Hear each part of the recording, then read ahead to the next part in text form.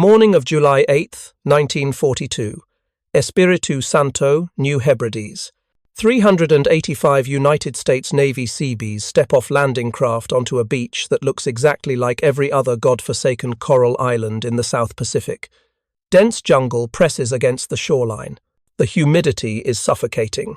And somewhere, 400 miles to the northwest, Japanese construction crews are finishing an airfield on Guadalcanal that will give them absolute control over Allied supply routes to Australia.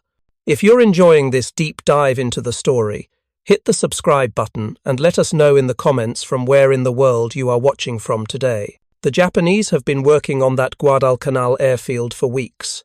They have 1,500 skilled labourers, heavy equipment shipped from captured enemy stockpiles, and a timeline that accounts for the methodical engineering precision Japan has demonstrated across every conquered territory from Burma to the Philippines.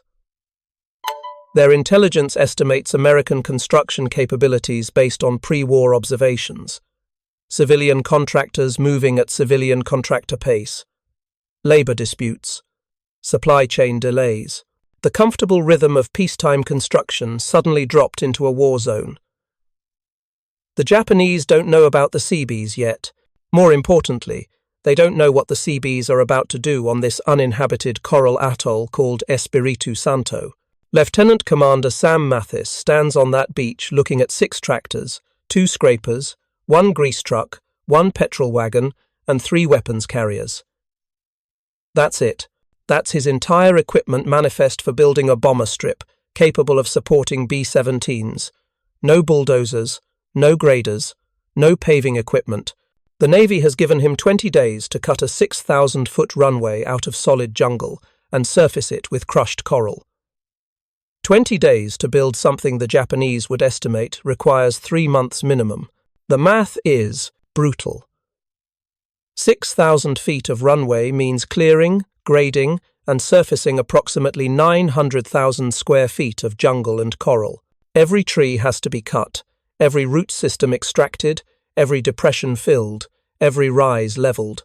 Then the coral base has to be crushed, spread, and compacted to support aircraft weighing 15 tons or more.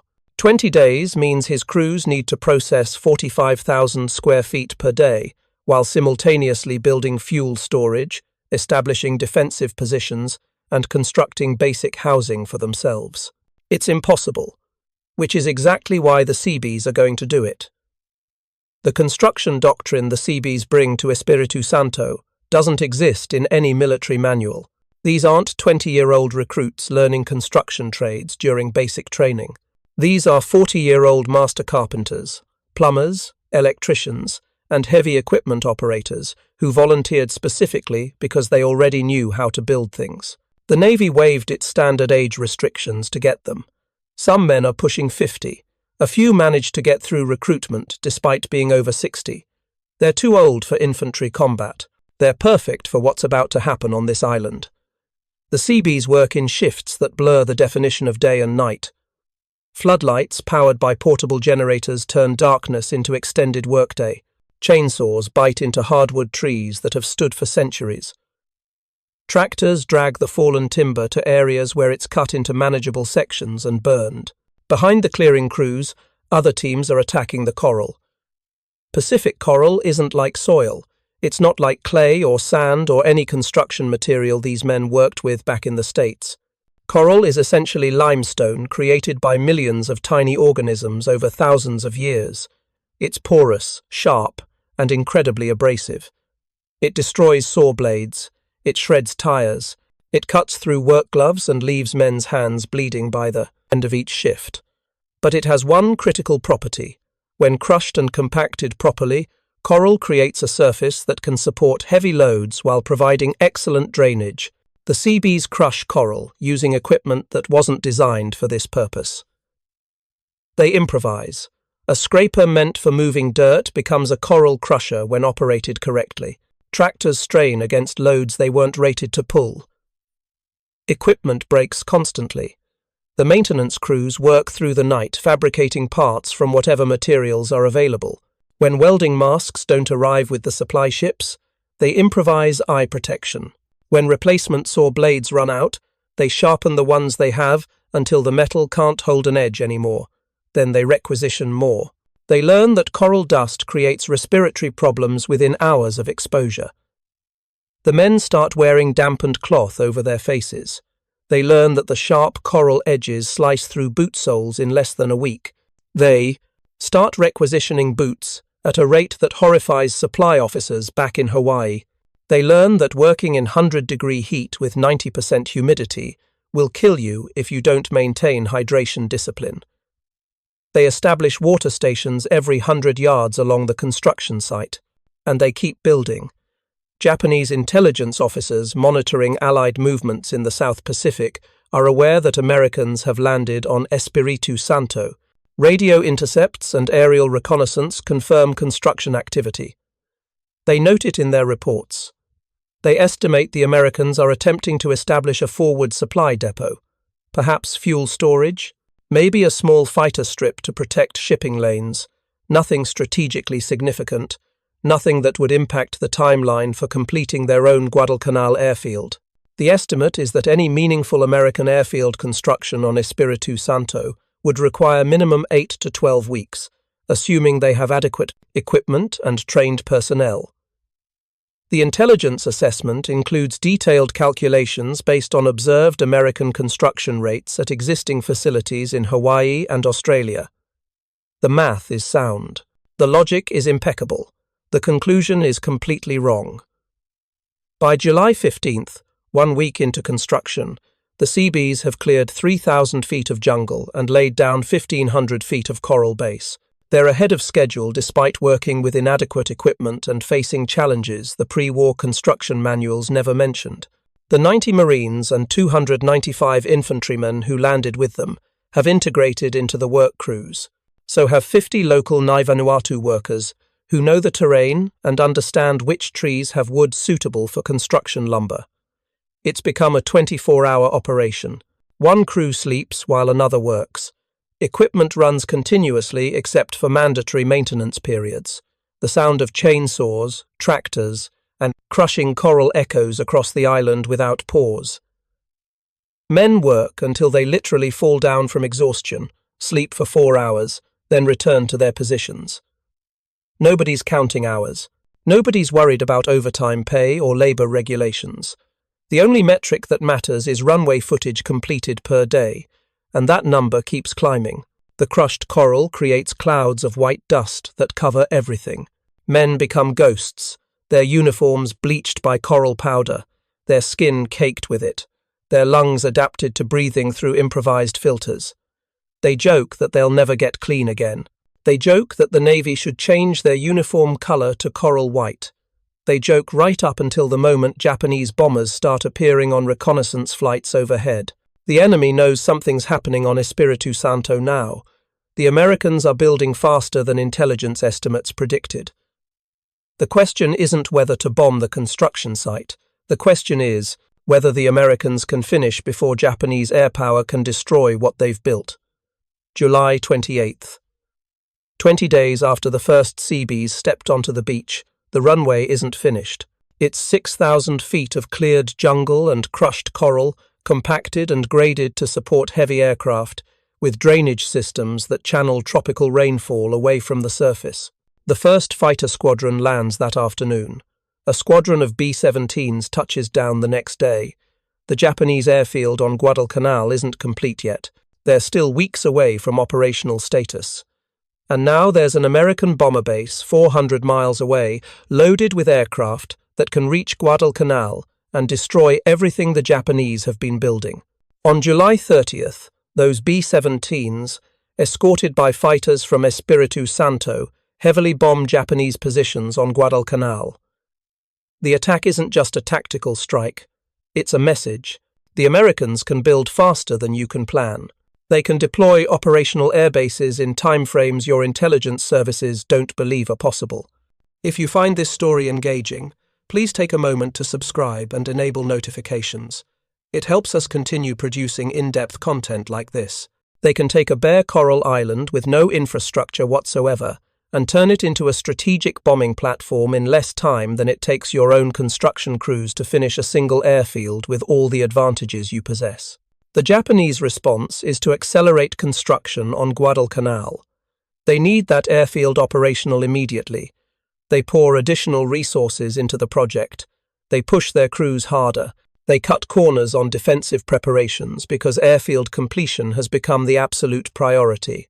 And on August 7th, 1942, United States Marines storm Guadalcanal and capture the nearly complete Japanese airfield before it ever becomes operational. The irony is perfect and devastating. The Japanese spent weeks building an airfield they never used.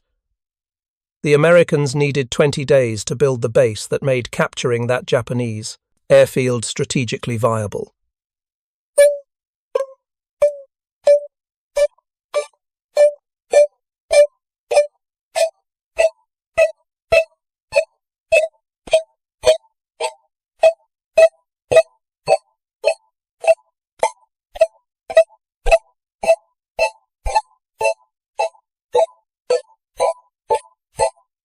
You can clear jungle in days with enough manpower and determination. You can grade coral with improvised equipment and brutal work schedules. But you still need a runway surface that can support aircraft landing at 120 miles per hour, with combat damage and fuel-starved engines that might fail on approach. Crushed coral works. It drains well. It compacts into a relatively stable surface. But it has limitations. Heavy bombers create divots. Tropical rainfall can wash it away despite drainage systems. Aircraft tires kick up coral chunks that damage propellers and can be sucked into engine intakes. The Seabees need something better, and American engineering provides it in the form of a product that will revolutionize Pacific construction: Marston matting. Marston matting is essentially perforated steel planking, 10 feet long and 15 inches wide, manufactured in Marston, North Carolina. Each plank weighs 66 pounds and interlocks with adjacent planks through a hook and slot system along the edges. When properly laid over a prepared coral base, Marston mat creates a continuous steel runway surface that can support any aircraft in the American inventory while remaining flexible enough to handle minor ground settling. The genius of Marston matting isn't just its strength, it's the speed at which trained crews can deploy it. A Seabee construction battalion with adequate supply can lay down 1,500 feet of runway per day. That's not grading time. That's not preparation time. That's actual steel matting installation over a prepared surface. From bare coral to operational runway in less than 48 hours if the conditions are right, Henderson Field on Guadalcanal becomes the proving ground for this capability. The Marines capture the Japanese airfield on August 7th, 1942, but capture isn't the same as operational control. The Japanese have been bombing and shelling their own abandoned airfield since losing it, because they understand its strategic value perfectly. If the Americans can operate aircraft from Henderson Field, they control the air over Guadalcanal. If the Japanese can keep Henderson Field non-operational through constant bombardment, the Marine ground forces are isolated and vulnerable. The 6th Naval Construction Battalion lands on Guadalcanal on September 1st. 357 officers and men of Companies A and B step onto an island where combat is ongoing, where Japanese artillery can range the airfield, and where enemy bombers appear overhead with predictable regularity. Their assignment is straightforward and absolutely critical. Keep Henderson Field operational, regardless of what the Japanese do to it. What follows is construction under fire in conditions that redefine what's possible. Japanese bombers crater. The runway at noon. The Seabees fill the craters, regrade the surface, and lay new Marston matting before dark. Japanese battleships shell the airfield at midnight. The Seabees repair the damage and have aircraft launching at dawn. This isn't construction work. This is combat engineering, where the enemy's goal is destroying what you build faster than you can repair it, and your goal is maintaining operational capability, despite everything they throw at you. The cycle becomes almost routine. Bomb damage assessment at first light, crater identification and measurement, equipment deployment to damaged sections. Hot coral and twisted Marston mat removed.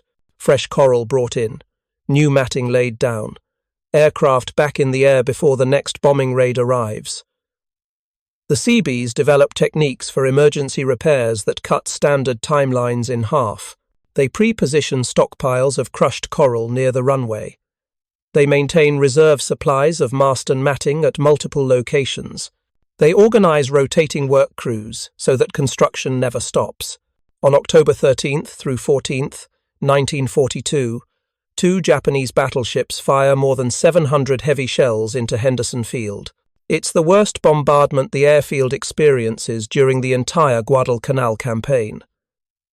The morning of October 15th shows 53 craters pockmarking the runway. Several are more than 20 feet in diameter and 10 feet deep. Marston matting is shredded across hundreds of yards. The fuel dump is damaged. Aircraft revetments are destroyed. The Japanese estimate the field will be non-operational for at least 72 hours, probably longer. They plan follow-up bombing raids to hit the field while it's still damaged, compounding American repair difficulties. They schedule troop reinforcement convoys to take advantage of the period when American air power will be grounded. By 9:30 the morning of October 15th, Henderson Field is operational. Every crater filled, every damaged section rematted. Aircraft launching for combat missions against the same Japanese forces that shelled the field 18 hours earlier. This is the moment when Japanese military planning starts encountering a variable they never properly accounted for. American construction capability isn't just adequate, it isn't just good, it's fundamentally faster than Japanese offensive capability can disrupt it. You can't destroy what Americans are building if they rebuild it faster than you can plan your next attack. The strategic implications ripple outward from Henderson Field across the entire Pacific theater. Japanese commanders start receiving reports that don't make sense within their understanding of construction timelines. Americans are building airfields on islands where intelligence assessments concluded airfield construction was impractical. Americans are repairing captured Japanese airfields and making them operational in days when Japanese engineers estimated weeks of work would be required. Americans are expanding existing facilities faster than aerial reconnaissance can track the progress. The reports are consistent. The reports are coming from multiple sources. And the reports are impossible according to every engineering calculation Japanese staff officers can produce. On Espiritu Santo, the Seabees aren't stopping at the initial bomber strip. By August, the 7th Construction Battalion arrives and begins work on a second fighter strip. 4,500 feet long, 170 feet wide, 7,500 feet of taxiways, and 60 revetments for aircraft protection. They complete it in 60 days while simultaneously expanding the original bomber strip and building extensive support facilities. 3 bomber bases are planned for Espiritu Santo. Each will be capable of supporting heavy bombers, fighters, and carrier group operations. The island transforms from uninhabited jungle to the second largest American base in the Pacific within 6 months. What the Japanese estimated would take years of construction, if attempted at all, the Seabees accomplish, while the Guadalcanal campaign is still ongoing. The pattern repeats across the Solomon Islands. At Vangunu Island in the New Georgia Group, Marines land at 10:30 on the morning of June 30th, 1943. The Seabees of the 47th Naval Construction Battalion land 3 hours later. By 3 in the afternoon, the beachhead is secure enough that the Seabees begin construction of a fighter airstrip. 9 days later, the first aircraft lands. 18 days after the initial landing, a 3,300-foot runway accommodates an entire fighter squadron. The Japanese watching from nearby islands see American construction equipment appear on a beach where there was nothing yesterday. They see a runway taking shape where there was only jungle last week. They watch American aircraft landing on infrastructure that shouldn't exist yet, according to every construction timeline they understand. The intelligence reports going back to Japanese headquarters describe the situation accurately, but the descriptions sound like exaggeration or reconnaissance error. Americans constructed operational airfield in 9 days. Runway extended to 3,300 feet in 18 days. Support facilities, including fuel storage and revetments, completed. simultaneously with runway construction.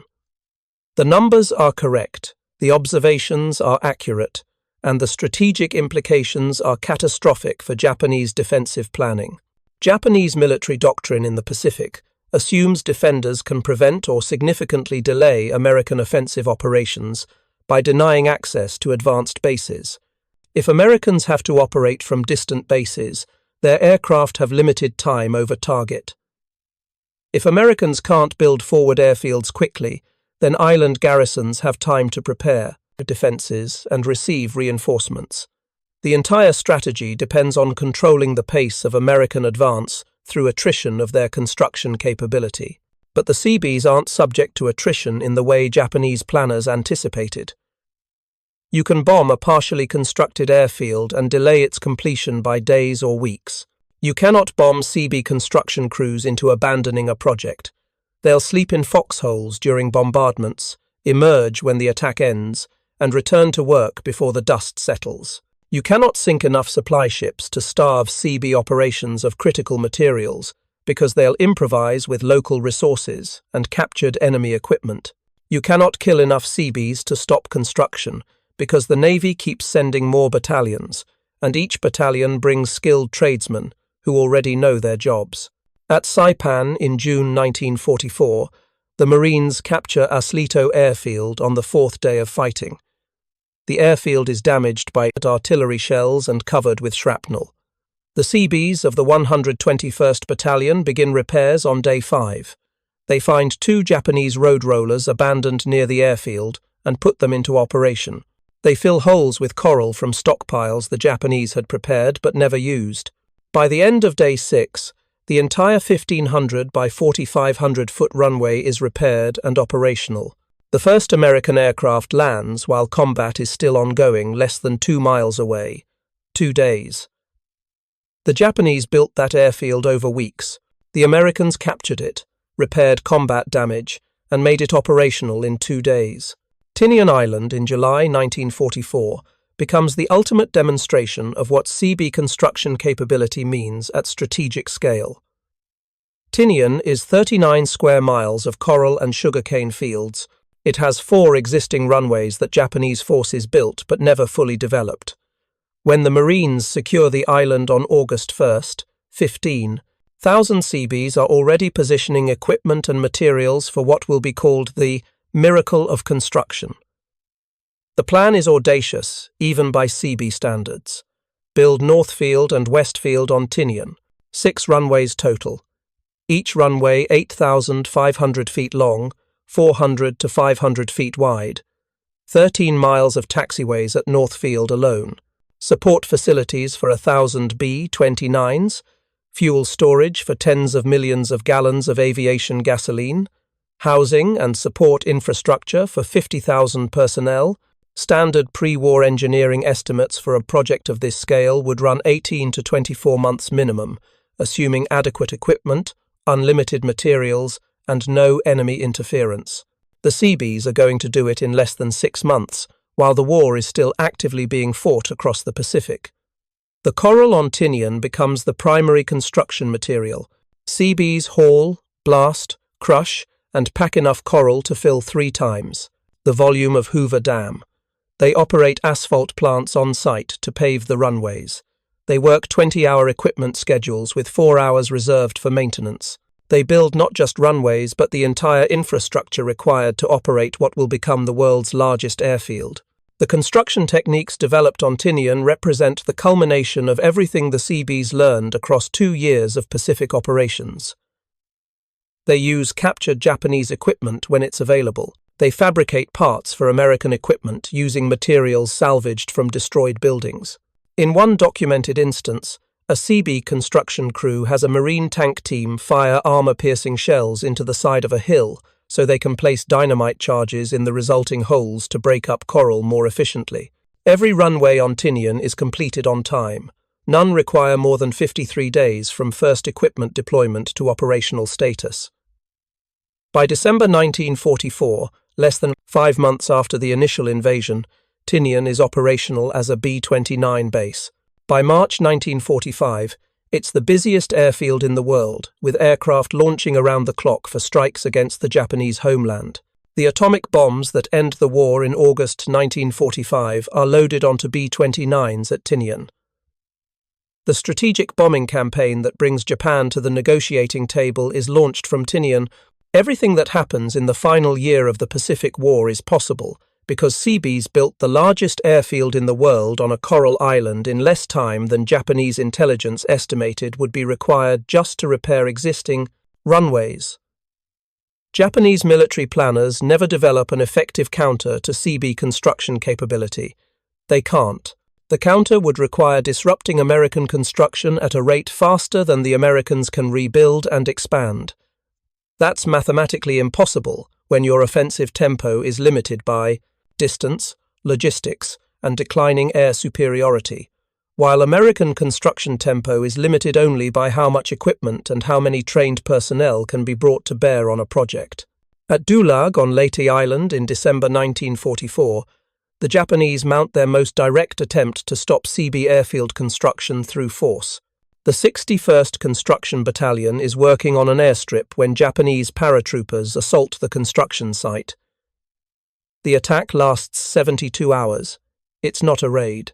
It's a sustained attempt to destroy American construction capability through direct combat. The Seabees fight back with weapons they're trained to use but rarely deploy in combat. They're construction workers first, but they're also United States Navy personnel with full military training. They establish defensive perimeter. They call in support. They coordinate with Marine and Army units in the area. And they continue working on the airstrip between defensive actions. The Japanese lose more than 350 men in that 72-hour assault. The airstrip construction continues. What was supposed to be a decisive strike to prevent American airfield expansion becomes just another failed attempt to stop what can't be stopped.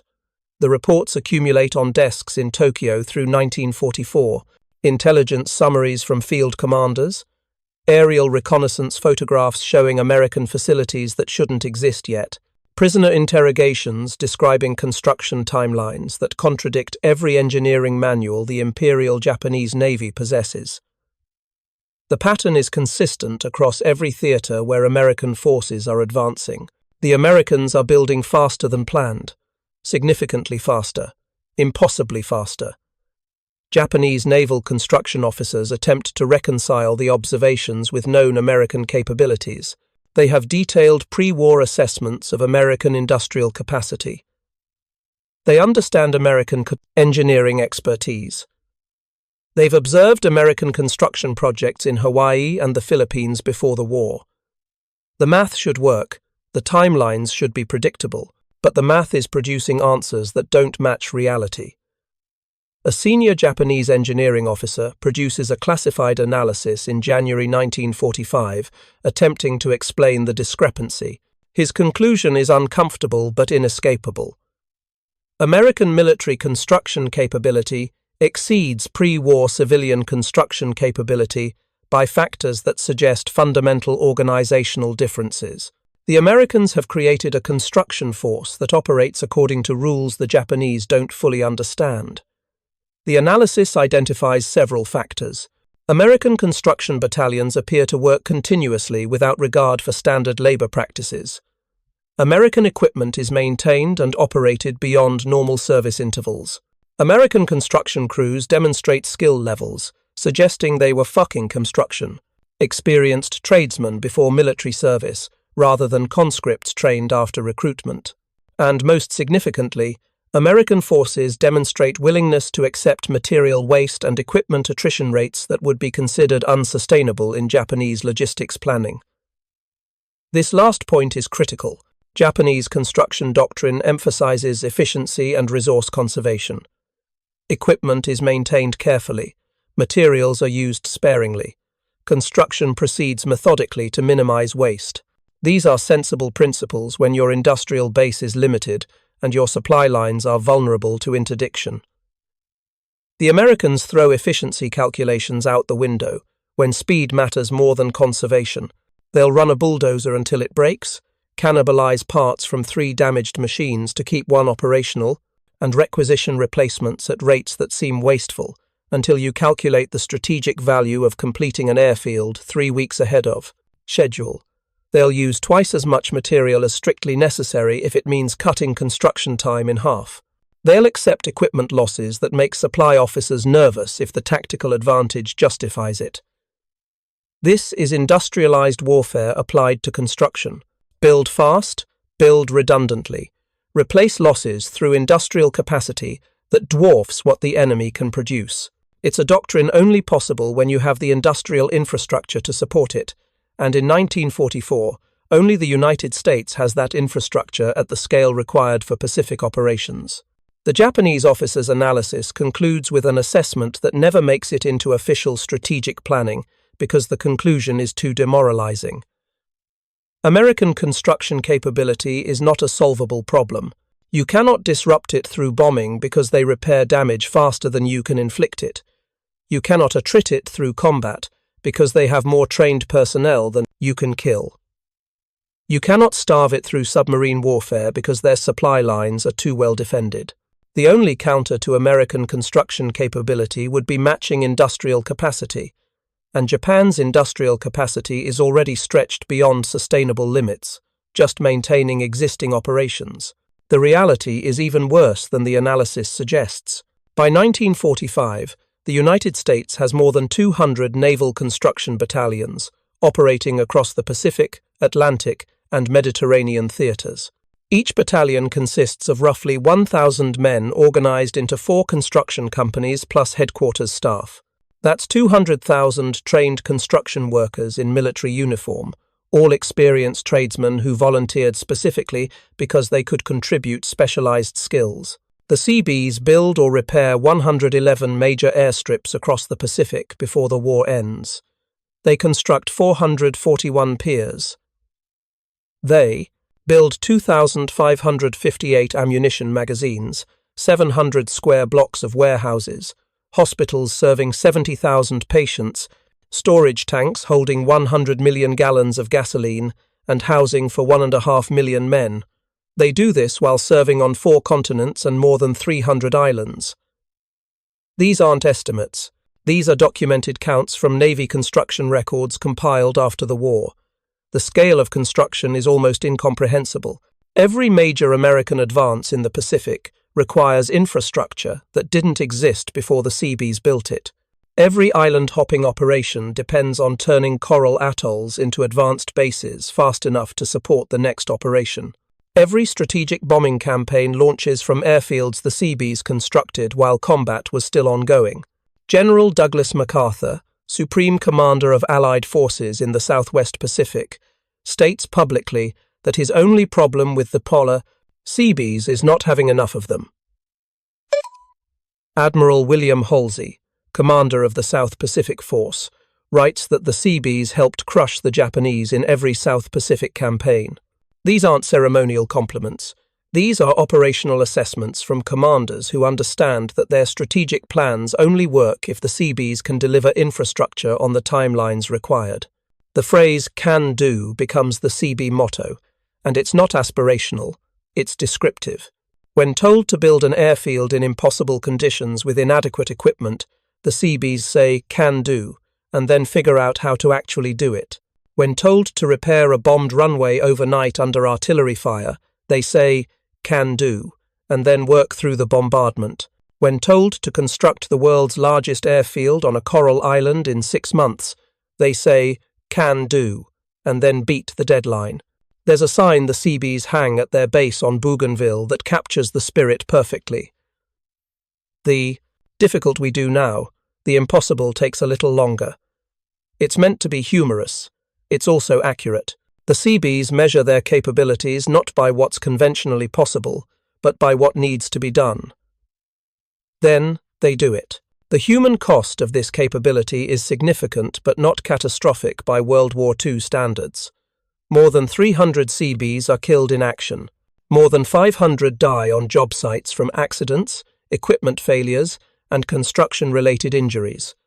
More than 2,000 earn Purple Hearts for wounds received in combat. These men are building under fire, and sometimes the fire finds them. But the casualty rate is lower than combat infantry units by orders of magnitude. The Seabees are trained to fight when necessary, but their primary contribution is construction, and construction work, even under combat conditions, is survivable in ways that frontline combat often isn't. A man who survives his first tour as a Seabee can expect to survive subsequent tours. Experience reduces risk. Knowledge of proper safety procedures, even in combat zones, keeps people alive. Compare this to the Japanese construction workers and forced laborers who built Japanese fortifications and airfields across the Pacific. Many of these workers are conscripted from occupied territories. They're not military personnel. They have no combat training. When American forces assault Japanese-held islands, these workers are often caught in combat zones, with no way to defend themselves or identify themselves as non-combatants. Casualty rates among Japanese construction workers are devastating. The Seabees' militarization solves this problem completely. They're legitimate combatants under international law. They're armed and trained. They're entitled to prisoner of war protections if captured.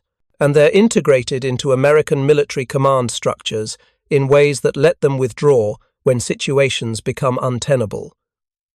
The difference in survival rates reflects the difference between proper military organization and desperate improvisation. The captured Japanese airfields tell their own story. At Tinian, the Americans find 4 existing runways in various states of completion. Japanese construction crews had been working for months before the invasion. The runways are serviceable but not fully developed. The support infrastructure is minimal. The defensive fortifications are incomplete. Within weeks of capture, the Seabees have not only completed the Japanese runways but expanded them, built additional runways, and constructed support facilities that turn the island into a major strategic base. The Japanese never achieve with months of work what the Seabees accomplish in weeks. The gap isn't explained by effort or determination. It's explained by organization, equipment, industrial support, and a construction doctrine designed for speed rather than efficiency. At Saipan, the Americans capture multiple Japanese airfields and immediately turn them into American operations. The Japanese runways are adequate for the aircraft they were designed to support. The Seabees extend them, widen them, improve drainage, add Marston matting over existing surfaces, and build the fuel storage, maintenance facilities, and defensive positions required for sustained operations. The transformation takes days, not months.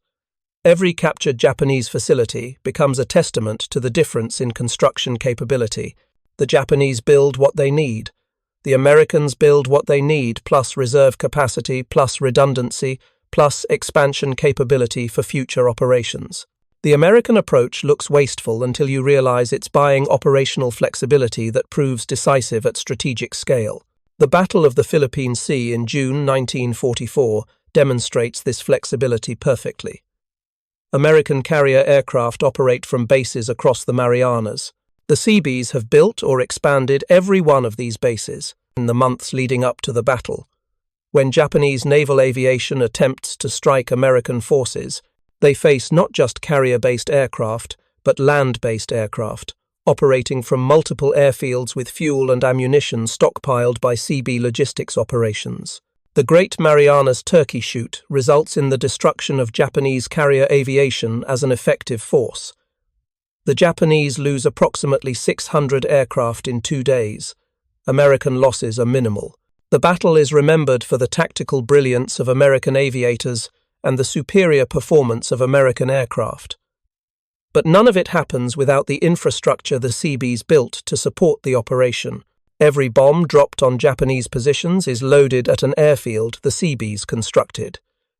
Every fighter that achieves air superiority refuels at a facility the Seabees built. Every damaged aircraft that returns to base lands on a runway the Seabees maintain. The strategic victory is delivered by pilots and aircraft, but it's enabled by construction capability that Japan cannot match. By 1945, Japanese defensive planning abandons any expectation of preventing American base construction. The focus shifts to delaying American advances long enough to inflict maximum casualties, hoping that sustained losses will erode American willingness to continue the war. It's a strategy of desperation built on the recognition that Japan cannot win a war of material production and cannot prevent American forces from building whatever infrastructure they need wherever they choose to build it. The kamikazes targeting American ships are partly a recognition of this reality. If you cannot defend island bases effectively, and you cannot prevent Americans from building new bases on captured islands, then your only option is attacking the source of American power, the fleet. Destroy enough carriers and transports, and the Americans might pause their advance. It's a calculation born from having no better options. The atomic bombs loaded onto B-29s at Tinian in August 1945 represent the ultimate expression of what American construction capability enables. Those bombs exist because American industrial capacity developed them. They're delivered from Tinian because the Seabees built the airfield complex that puts B-29s within range of the Japanese homeland. The strategic bombing campaign that devastates Japanese industrial capacity throughout 1945 is only possible because the Seabees built the bases that put American heavy bombers within range. When Japan surrenders on September 2, 1945, more than 258,000 officers and enlisted personnel have served in the Seabees during the war. They've built infrastructure across every theatre of operations. They've constructed more than 400 advanced bases.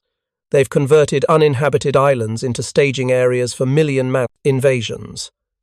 They've done this while fighting when necessary and building continuously, regardless of enemy action. Thank you for watching. For more detailed historical breakdowns, check out the other videos on your screen now, and don't forget to subscribe.